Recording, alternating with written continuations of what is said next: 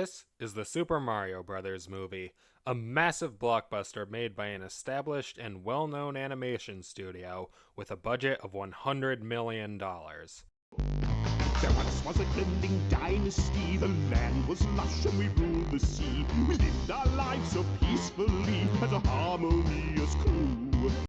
And this is Return to Crocodile Isle, a 9-minute indie animation project by Alex Henderson and Bootleg Dub Productions, made with significantly less resources and uploaded for free on YouTube.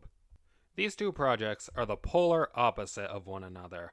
One represents the corporate side of creative media, driven by the desire to make a profit, while the other represents the creative side of creative media, driven by the desire to make something great. I'll give you a moment to figure out which is which. Mario is corporate, Crocodile is creative. I seriously hope no one guessed otherwise. But why exactly is this the case? What separates these two pieces of media, and how can this super blockbuster be less creative than a video that isn't even 10 minutes long? Was it because of the animation? No, actually. The Mario movie's animation is actually one of its redeeming qualities. I have a lot of respect for this movie's art team, because it looks great. No, what separates these two animations is everything but the animation. And if that sounds confusing, let me explain.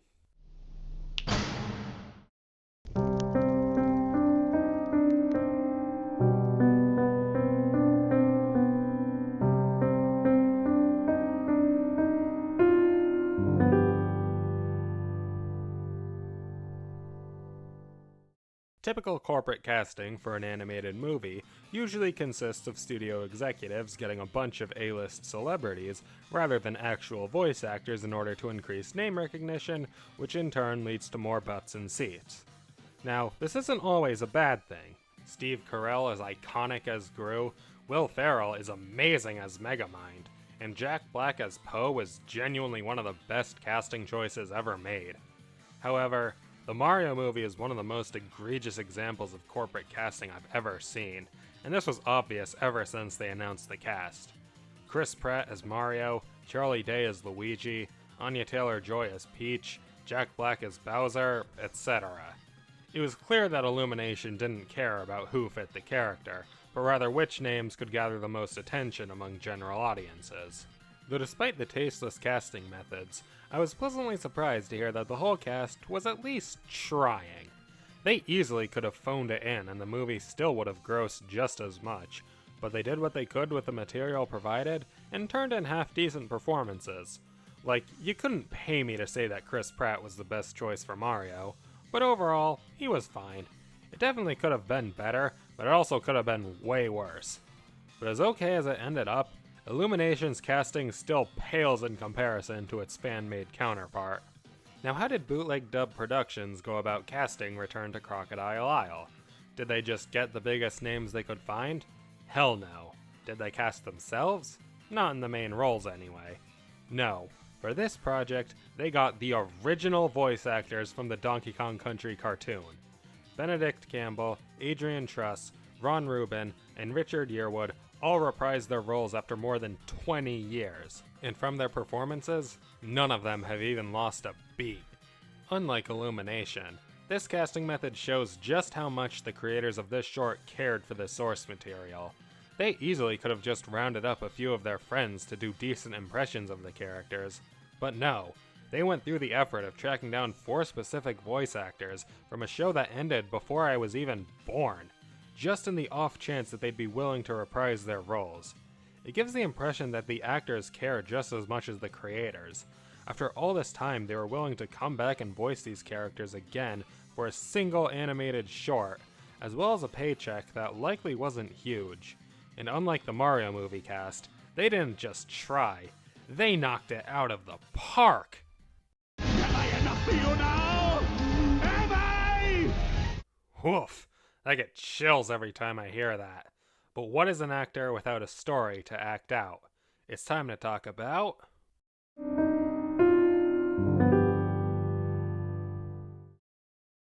The writing of the Mario movie was definitely the worst part of it.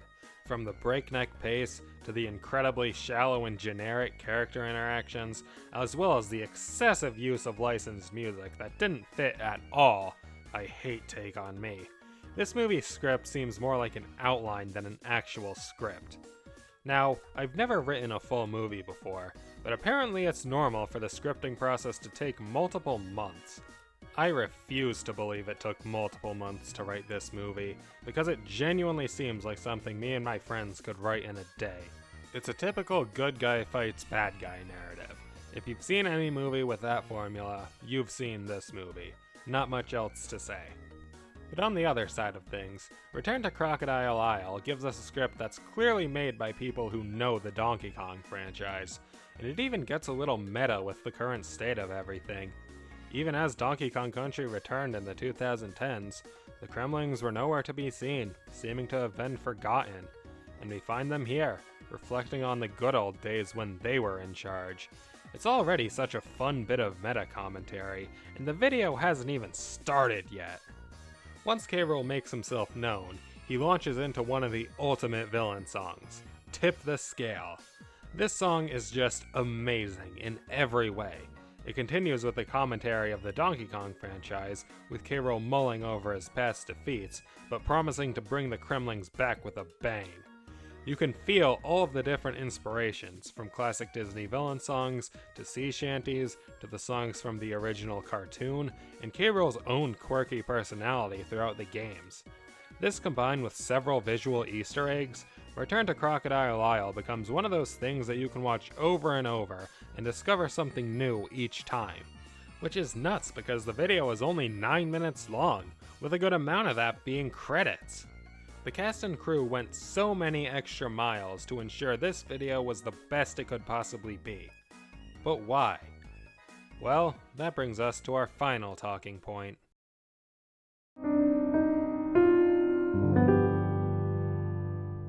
The Mario movie made $1.3 billion on a $100 million budget. That's over $1 billion of profit. And with another movie on the way, there's absolutely no incentive for Nintendo and Illumination to venture off the corporate media path. Because even though reception for this movie seemed mixed at best, it still made a shit ton of money. And if you're a corporation, that's really all that matters. Now when it comes to Return to Crocodile Isle, I can't give you the specifics on money, as that information is probably limited to the crew, but it's undeniable that animation is expensive, and with how many people contributed to this masterpiece, I think it's safe to say that it ran up quite a big bill. Not $100 million, but still expensive for an indie project. And while it did gain quite a big following online, it's possible that this video actually lost money. Though don't take my word for that, because again, I don't know the specifics. But regardless of what the exact budget and return was for this video, all you have to do is watch it once to see that the crew didn't do this for the money. It's evident by just how many extra steps they took. They didn't need to get the original voice actors, they didn't need to include so many references and Easter eggs, and they certainly didn't need to have the song go this unbelievably hard. But they did all of that in order to create the best product possible, even if it would cost them more. And even though it might not have made the most money, it's still widely considered a success, as practically everyone who watched it, including me, was blown away. Now I'm certainly not saying that everyone should throw all of their money at a project without thinking it through. I highly advise against that.